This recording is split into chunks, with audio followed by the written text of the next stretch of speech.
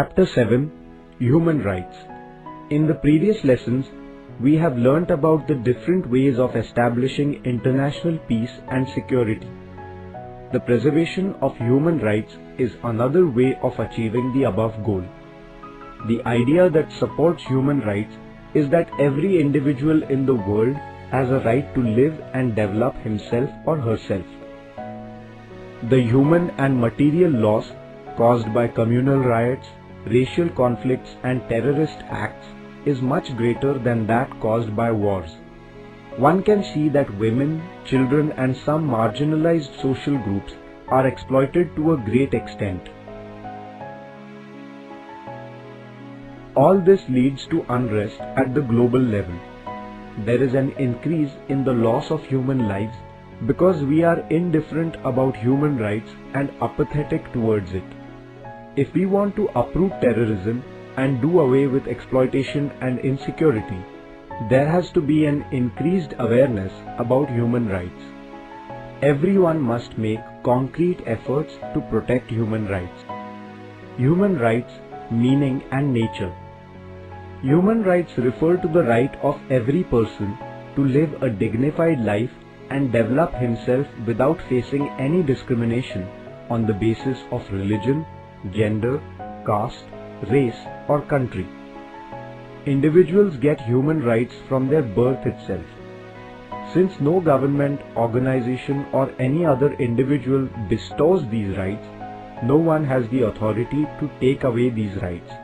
Human rights are universal in nature. The right to live. The right to live means the right to live with dignity. This implies the fulfillment of all basic needs as well as having an environment conducive to one's development. Freedom of thought, expression, religion, etc. A person can bring about an all-round development of his personality only when he or she can think freely and has the freedom to express it. Since an individual is a rational being, he or she must have the freedom of thought and expression.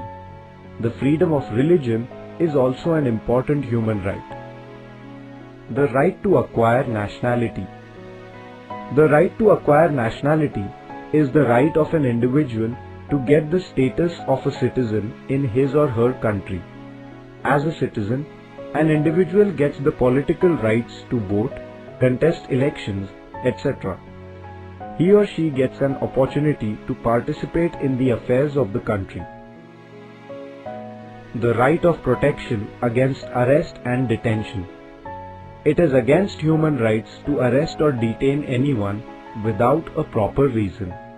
In order to preserve this human right, every country must have a proper legal and judicial system. Right to education. Education helps to dispel the ignorance of the individual. It also provides opportunities for development. It creates a will to fight against injustice and exploitation, and therefore, the right to education is an important human right. Human rights and the United Nations. The UN has given a very important place to the human rights in its objectives. The dissemination and publicity of human rights is one of its important objectives. On 10th December 1948, the United Nations proclaimed the Universal Declaration of Human Rights and laid the foundation for these rights. This declaration has a total of 30 articles. Some of the important articles are given below. All member countries of the UN are expected to give these rights to their people. 1. Everyone is entitled to all the human rights without any distinction on the basis of gender, religion, race, etc. 2. Everyone has the right to freedom of movement. 3.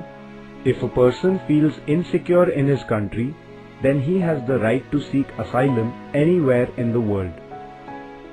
4. Everyone has the freedom from arbitrary arrest.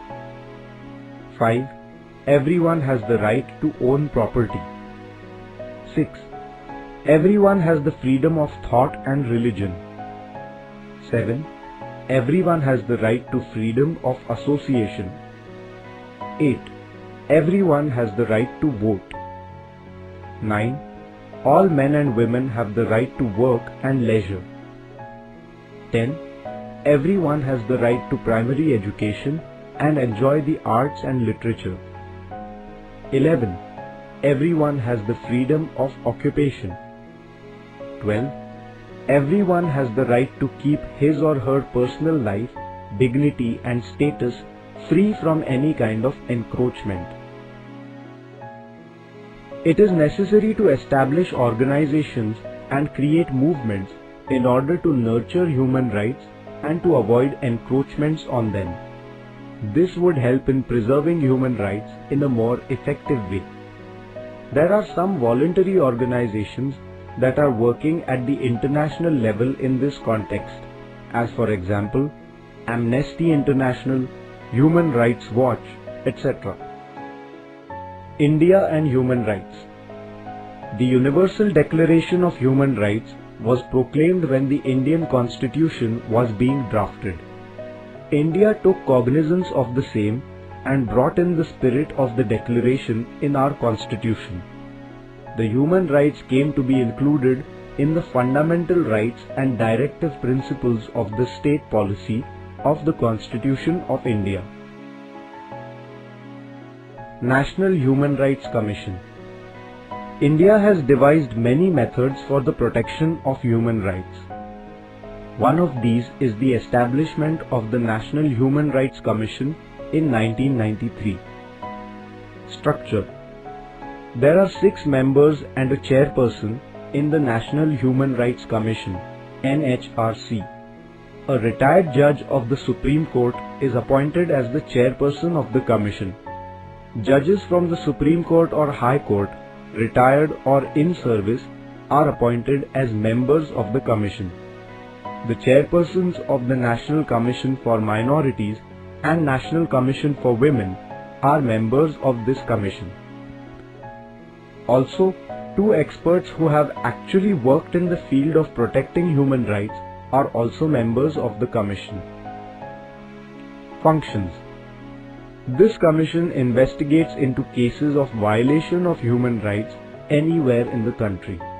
The important function of this commission is the protection of human rights. The state of Maharashtra has also established a Human Rights Commission.